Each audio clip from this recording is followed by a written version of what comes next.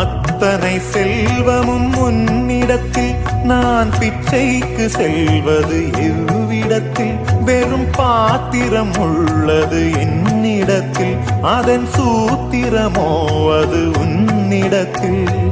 ஒரு முறையா இருமுறையா பல முறை பல பிறப்பெடுக்க வைத்தாய்.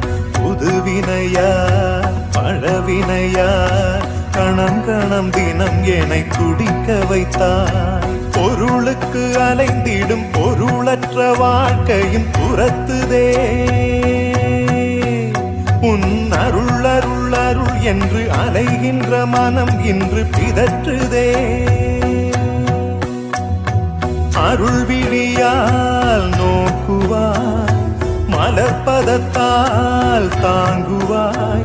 உன் திருக்கரம் என்னை அரவணைத்துனதருள்